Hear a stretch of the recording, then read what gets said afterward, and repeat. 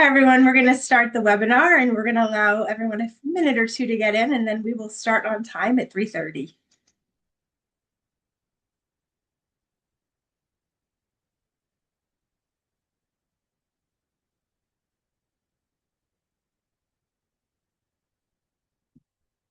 Okay, we're going to launch right in. So good afternoon, everyone, and welcome to Put Your Seatbelt On First, Sustaining Mental Health as Advocates. And this is with our young adult NAMI Next Gen New Hampshire ambassadors, Marina, Erin, Darren, Mia, and Delaney. I'm Deb Jerkways, along with my coworker, Susan Ward. This presentation is a Zoom webinar, and there will not be an option to turn on your camera or microphones. We do welcome questions in the Q&A, and we will do our best to get to all of them. Before I turn the presentation over to our ambassadors, I'd like to thank WellSense Health Plan for their continued support of NAMI New Hampshire and this conference, allowing us to offer this programming free of charge to all of you. Now put your seatbelts on first, and let's get started.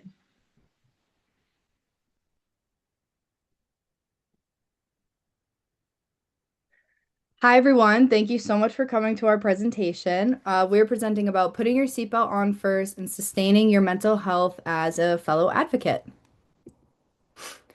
So we wanted to start with introducing what NAMI Next Gen is. It is a group of individuals ranging from 18 to 25. We are advocates for mental health, suicide prevention, and we are also full-time college students ranging in a multitude of different majors and minors. We are volunteers not only with NAMI New Hampshire, but different communities, whether it's in New Hampshire or the states that we're attending school in. We make changes within our communities, not only regarding mental health, but in a ton of different problems that we see within our respective communities. We are strong friends, family members, and more, and we're also hopeful for positive change. Thanks, Marina. Hi, everyone. My name is Erin Murphy. I'm originally from New Hampshire, but now I'm attending school in Tampa, Florida, where I'm studying elementary education. I've been involved in mental health advocacy since 2021, when my cousin and I entered the Magnified Voices Expressive Arts Contest through NAMI New Hampshire. We created a video called Dear Younger Me, which won the Excellence in Production and the People's Choice Award. After that, it was shown across the state at schools, colleges, and conferences, and that's when I really saw how powerful advocacy could be. I actually had the opportunity to present at this conference a few years ago with Michelle Watson, so it's really meaningful to be back here today at 20 years old instead of 14 or 15. So, since I began advocating, I presented at the New Hampshire Suicide Prevention Conference, the Behavioral Health Summit, and for the New Hampshire School Counselors Association. And I worked with AFSP through the Out of the Darkness walks. Most recently, my family and I raised $23,000 for NAMI New Hampshire annual walks. And I've loved being involved with NAMI Next Gen and connecting with all the other young advocates who are passionate about this work. I'm really grateful to be here today and excited to share a little about our journey and why this work means so much to us. Hello, everyone. My name is Darren. I was born and raised back in Istanbul, Turkey, and I am a student at University of New Hampshire studying finance. I also serve for NAMI on campus, and we have our annual fundraising event called Be Strong 5K. Last year, we raised $1,200, and we host bi-weekly meetings to educate students on campus on mental health. As an advocate, my goal is simple. I want to replace judgment with curiosity, and I truly believe that judgment fades where understanding grows.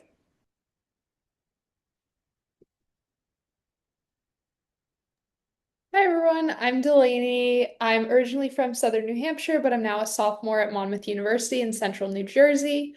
I'm studying sociology, psychology, and creative writing on a path to work somewhere in the mental health space down the road. I've always been passionate about mental health, but my advocacy journey really got started around my sophomore year of high school when I organized and hosted the first Mental Health Matters panel discussion at my high school. From there, I got involved with NAMI New Hampshire through their Connect program, which is their youth suicide prevention program. And I've remained involved with NAMI and other forms of mental health advocacy ever since. I'm currently on the Next Gen board, as well as working with the nonprofit The Hidden Opponent, which focuses on student athlete mental health. Advocacy is so important to me. as it is to all of these girls and obviously all of you today. So we're so grateful that you're here, and I'm so honored to be part of this incredible and inspiring group of young women working as Next Gen ambassadors to bring you this presentation. Hi, everyone. My name is Marina. I am born and raised in New Hampshire, but I'm currently a junior at the University of New England in Biddeford, Maine, where I am majoring in social work, minoring in mental health rehabilitation, as well as public health. My advocacy for mental health started my freshman year of high school. I also did the Connect program, and I was able to do a lot of work in my high school. I won the NAMI New Hampshire Peer Support Award, and that really gave me the boost and the confidence to do what I do now. So shout out to NAMI for that. So I did the Connect program. I have worked with Magnify Voices. This will be my 5th year. I've talked at a lot of different conferences with so much of our NAMI New Hampshire staff, and I advocate over state lines, whether it's in New Hampshire, Maine, or all throughout New England. I also competed for Miss New Hampshire for 7 years, where I was able to talk about mental health on that stage in front of thousands of people each year. So I take my mental health advocacy very seriously. But I'm really grateful for this opportunity to be here with these four incredible girls and talk to you guys about a problem that we find so important and getting rid of a stigma that we think shouldn't exist. Hi everyone, my name is Mia. I'm originally from Nashua, New Hampshire, but now I go to school at Syracuse University. I really represent it on my photo here.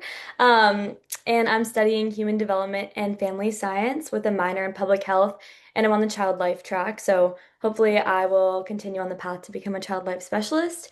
And my advocacy journey started when I was in 7th grade, where I submitted a writing piece that primarily focused on my first few experiences dealing with anxiety at a very young age. And I ended up placing in the top 10. So I got to go to the summit, and it was the very first one. So also seeing how much Magnify Voices has grown is like so proud of it. Um, and I made a lot of connections there. I met a lot of adults that helped me get connected with programs. I made friendships there. I met a couple girls through Magnify Voices that are in NAMI Next Gen with me now, which is so awesome. And then since then, I've been so lucky to do a lot of public speaking, as well as article features.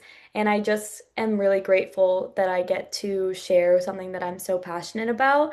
And I'm also so proud to be part of NAMI Next Gen. I really think that we are paving the way for future advocacy for young people like us.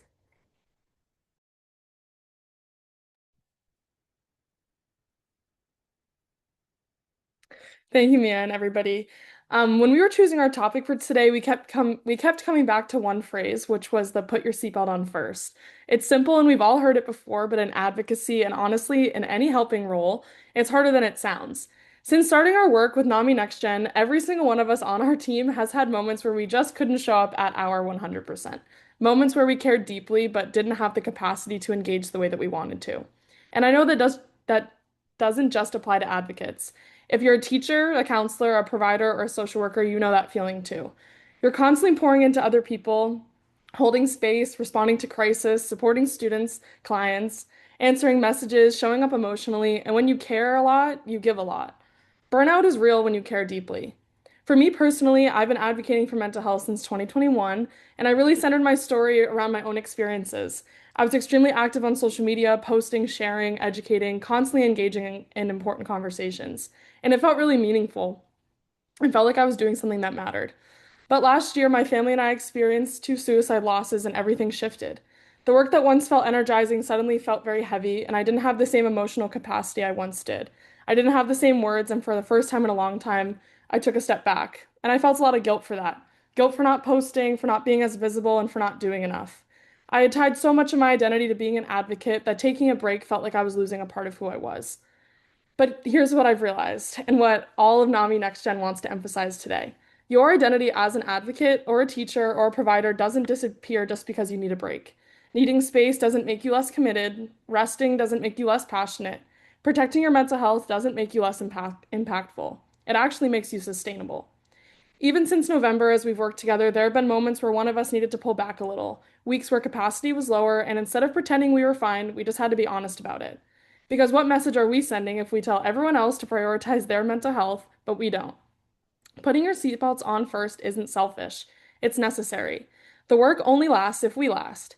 And that's really why this topic matters so much to us, because advocacy and teaching and caregiving will always ebb and flow. There will be seasons where you're loud and active and leading, and there will be seasons where you're quieter and just trying to take care of yourself. Both are valid. So that leads us to the next question. If taking care of yourself is part of the work, what does that actually look like? My friend Mia will take it from here. Thank you, Erin. So, yes, as she said, I'm going to talk a little bit about self-care, especially in helping professions or advocacy roles. And I'm super passionate about this. And I wanted to talk about this slide and frame it sort of as bursting the bubble bath myth, because a lot of times I think that when we think self-care, we're thinking about taking a long, relaxing bubble bath and lighting some candles. And a lot of times, for people who are in the advocacy space or in helping professions, self-care can be honestly a little bit boring. It can be uncomfortable, and oftentimes it really has to be intentional. But it's really important because advocacy is heavy, and self-care is the thing that's going to help us recover. Because advocacy is going to expose us to heavy topics and stressors, and self-care is going to help mitigate that long-term emotional overload that we might deal with. So on the left here, I decided to put some names about some common feelings that advocates or people in helping professions feel that maybe they didn't know there was a name to put to it. And the first one is compassion fatigue. And this is just the idea of emotional exhaustion from prolonged caring for others. And I think that this is one of the things I learned about this term this year. And I've been advocating for mental health since I was in seventh grade. And I was like, oh my God, this is a term that exists. This completely applies to me sometimes where I'm just like, you're dealing with a lot of emotional conversations, and it's okay to feel the impact, and it does get fatiguing at times.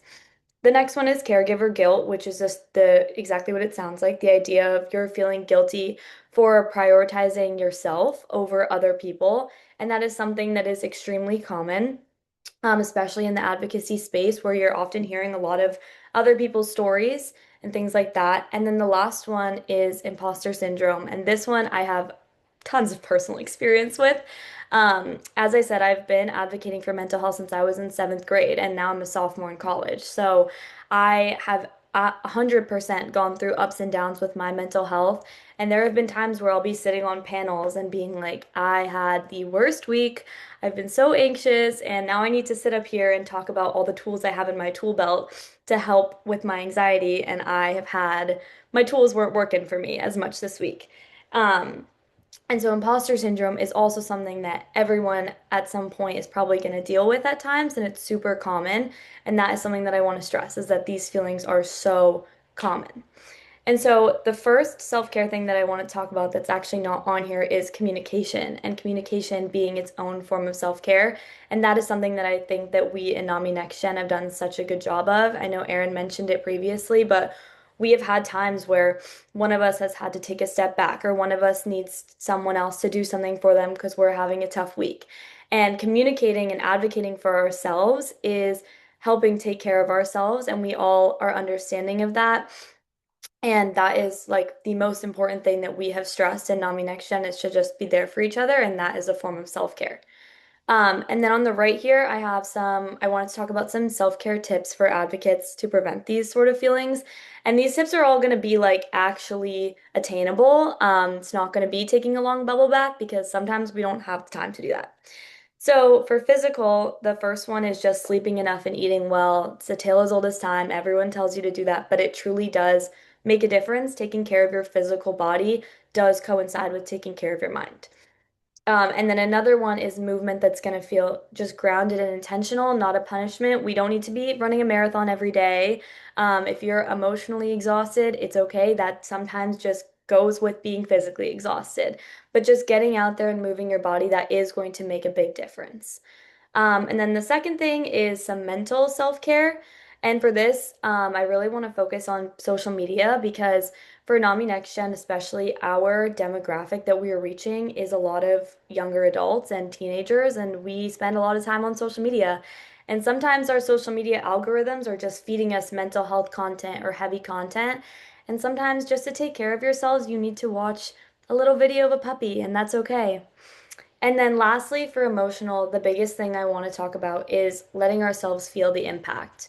I know that one of our NAMI Next Gen ambassadors is going to talk about it a little bit later, but we are people before we are advocates. And letting ourselves feel the emotions that come with being an advocate is so crucial in maintaining our mental health.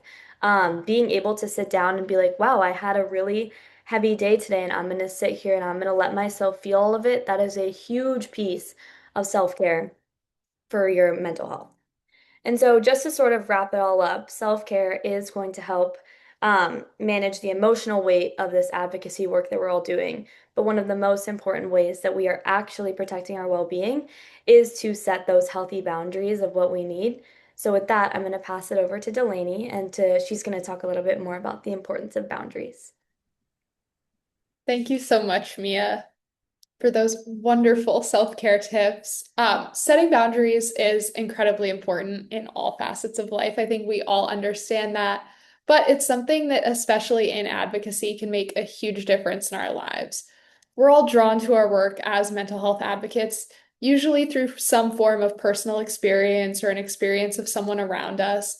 And encountering similar situations can be really triggering and really draining. And so, even beyond that, this work is consistently exposing you to emotional stories, heavy topics, and we all feel like we have a responsibility to help each other and help others around us, but our advocacy should never require sacrificing our own well-being. Setting boundaries is crucial in protecting your own mental and emotional well-being. These boundaries are also super important in preventing compassion fatigue, which Mia talked about, and burnout, which Darren's going to talk about in just a minute. But while we feel like we need to take everything on our own, we don't always take into account what we can handle in a given moment. This is a lesson, as we've all mentioned already, that myself and my fellow Next Gen ambassadors have continued to learn and been reminded of over the course of our journey together. We've all had different things that have caused us to take a step back, and we've really had to learn to say, no, this can't be me right now. And through that and our boundary setting, we've worked and continue to work on maintaining a balance between advocacy and other responsibilities and our personal lives. These boundaries are so key to sustainable advocacy as well. Being able to continue to support others is only possible if you yourself are being taken care of. And this is something I am still working on as I was prepping for the conference and editing what I was going to say. I aggressively got called out by a friend of mine saying that I better make sure that I'm following my own advice. So I do understand how challenging it can be, but I also recognize how important it is. And setting boundaries can look different for all of us, and it's important to figure out what kinds of boundaries are most effective for you. As Mia said, sometimes this means shutting off your phone at certain hours of the day, setting an out of office email so that you don't feel like people are being left in a crisis situation, learning to say no to things asked of you, and just being okay missing meetings or events when you need to really prioritize taking care of yourself. Sometimes it just looks like taking time to do activities that recharge you, having a support network that understands what you're going through and what you need, and recognizing your role and directing people to the appropriate resources. As advocates, especially, we are not crisis solvers, crisis folks. And so it's really important that we recognize that and can be there to support people, but do know when to turn it over as well. So, regardless of what boundaries may look like to you, the most important thing is that you're taking care of yourself first and foremost, because as we will say over and over, you're more than your advocacy, and you as a person and your well-being will always be the priority. So I'm going to turn it over to Darren, who's going to talk a little bit about preventing burnout. Thank you, Delaney. Today I want to talk to you about how to prevent a burnout, and it's real, it can happen to any of us.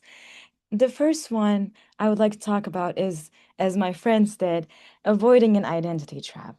You're not only an advocate, you're not only the safe space, you're not only the strong person, or the strong friend, you're a whole person. And it's so important to remember that, because sometimes we get into that identity trap and it's really hard to take a step back or set a boundary. And the second one I would like to talk about is sort of define strength. Strength is not endless availability, it's not emotional endurance, it's not sacrificing yourself. It is genuinely modeling boundaries when needed, it is asking for help, and it is taking necessary breaks to take care of yourself too. Because when advocates are well, the movement is stronger, as my friend said. The third, and I would argue the most important one, is to build support for yourself to prevent a burnout. Consider peer debriefing, and you can attend therapy and you can do honest check-ins with yourself. Sometimes I find myself stopping and saying, am I doing good after this meeting? Do I need to take a second? Do I need to journal?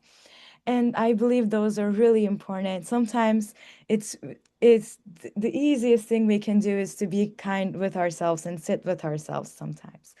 And one of the things I would like to talk about building a support system is community. I am so grateful and so happy to be one of the NAMI Next Gen ambassadors, and this community means the world to me. And once we're in a community, it is easier to get support as and I believe it is one of the most important things, as I said earlier. Sorry, I can't stress it enough. Advocates deserve support too. And I would like to talk to you about some early warning signs to look out for. Avoiding advocacy spaces. It can get harder to be in those spaces, to be in those meetings, and that could be an early warning sign. Another one is irritability. Some things that would drive passion in you can become a little irritable. You can become a little irritable for them. That can be an early warning sign. One sign that is often looked and forgotten is trouble disconnecting. It could be harder for you to take a step back. And that could also be due to the identity trap that you say, I am only an advocate, but you're actually a whole person too. And another one that relates to that is guilt when resting. Thank you. I'll give it to Marina to wrap it up. All right, thanks, Darren. I appreciate it. So we're gonna buckle this thing up and bring it home. What we really want to leave you guys with is that NAMI Next Gen, specifically our New Hampshire group, is hitting the ground running. We've only been up and running now for a couple months, and we've already done so much. We are looking forward to everything that we've planned, and we hope that you guys follow along. We are advocates and we have mental health too. I think a lot of people assume that anyone who advocates for their mental health must have it all together, and that's not always the case. So we really enjoy being transparent on social media, being transparent on our personal media, and showing that we have mental health too, and that it's really important to take care of ours just as much as we want to take care of others. Speaking of that and what Mia talked about, self-care is so vital to effective advocacy. In order for you to advocate the best that you can, you have to practice what you preach, and we want to follow that the best that we can as NAMI Next Gen ambassadors. Setting boundaries is so important, and we can prevent burnout if we try by building support systems to support one another in our respective communities and advocate for everyone's mental health. Oh gosh. Can't find my mouse. There it is. We wanted to end our slideshow with a couple thank yous. We wanted to thank the annual conference team for allowing us to have some time to present today about something that's so important to all of us. We wanted to thank Deb for being our leading woman and helping us with everything that we possibly need behind the scenes and more. We wanted to thank Kristen for helping get NAMI Next Gen in New Hampshire off the ground and running, Michelle for helping us prep our slideshow before today and giving us the best pointers to make sure that we were able to present the best possible product for everyone today. NAMI New Hampshire as a whole, we're so thankful to represent you guys and for you guys to give us this opportunity. We don't take it for granted. The WellSense Health Plan for sponsoring our presentation and everyone else who has helped us along the way. Lastly, we wanted to leave off with a couple resources just to leave everyone with. We're also dropping a PDF that has a ton more information if you need it, but these are just a couple of our favorites. We have our socials down in the bottom right corner, and then we also have time for questions in the chat if anyone has them.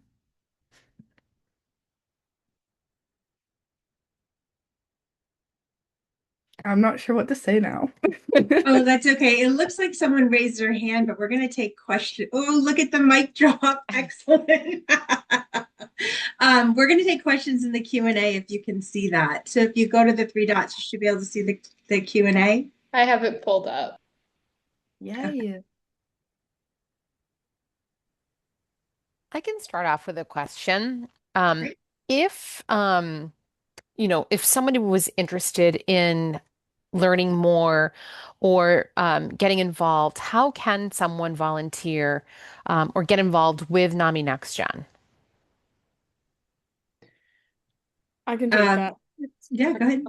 Um, I think we're a really open group in terms of like we are always looking for ways to kind of get our face out there, and whether it's like having us go to an organization and speak or like other people wanting to have a conversation with us. I think we're a very open group of girls and advocates, so I think that really just reaching out to us probably via our socials would maybe be what I would say. If you are someone or just need a little bit of guidance of how to get more involved in your community, even if it's not through NAMI Next Gen, I think a lot of us have great connections in the field, and we'd love to point people to an organization that would best fit their needs. That's wonderful. Thank you. There is another question in the chat. It says, "You are all students. How do you balance your advocacy work and the pressures of school?" I can I take think this one. We were actually talking about this just before this because we all had classes today and we're running around. But I think what's so important is remembering, obviously, we're excited to be in school and we're excited to be doing our advocacy, but at the end of the day, us being people is the most important thing. And so we try to be very conscious about how much time we spend on these different things in our lives. And obviously, school comes first. So we've had days where it's like, hey, I have a lot of homework. I'm not going to be able to finish this slide or get whatever done. And so we're really transparent about that, which I think helps us all stay in the know and on top of everything.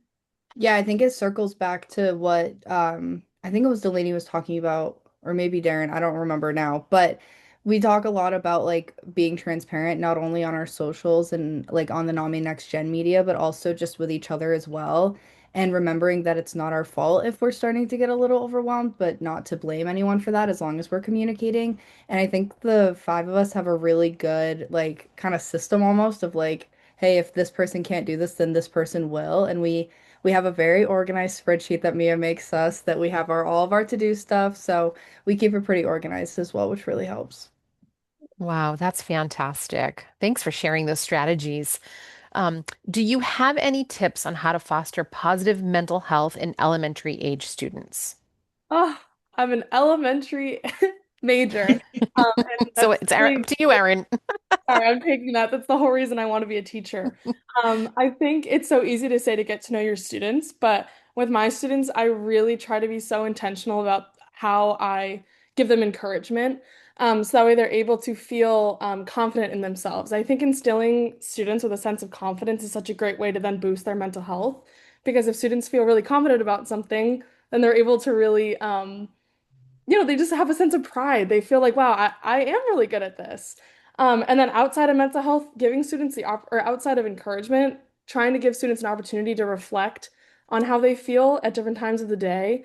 I know, like with mine, sometimes it's just like a thumbs up, thumbs in the middle, thumbs down, but it's not related to like an assessment in terms of how well they did. Sometimes it's just, how do you feel right now? And it's not you as a student, it's you as a person. How do you as a person feel? But yeah, I think it's really, I love like integrating, moments for students to reflect on their emotions in the classroom. I think it's such a benefit for you as a teacher too, because they tend to trust you a little bit more. Yeah. I do want Yeah. to add to that too. I did an event a couple years back where I read a picture book to kids and their families. And it was called Celia and the Little Boy. It's by Irene Busheen. And it sort of is like, it's all metaphorical, but it goes into the idea of feeling like you're alone and in the dark. And I think that books like that, there are a ton of other ones too that sort of you're not talking about super serious topics with these kids because it's going over their head, but to put it in more of a metaphorical sense so they can kind of understand that mental health exists and it's okay if you're dealing with it at a young age. I know for me, I started experiencing feelings of anxiety that was like showing up as sort of flags for my parents at a pretty young age. And so I was having those conversations very early on because sometimes it is a phase that kids grow out of, especially with like attachment to their parents. And then sometimes in cases like mine, it's reason for a generalized anxiety disorder diagnosis. And like it's really important for parents, especially to also be responsible for gauging that in their elementary age students and being able to talk to them and have open conversations that are very digestible for that age group is super important too. And I'm Thank so you. sorry to do this. We're getting at the end of the time and towards the end of our day. So I am going to have to wrap this up. But if there are any questions in the chat that didn't get answered, we can certainly look at having them posted on social media. So before I do the wrap up, is there any final word the NAMI Next Gen crew wants to add? Because I don't want to cut you off. I think I speak for all of us when I say we just want to really thank you all for being here and encourage you to take care of yourselves and help us break the stigma.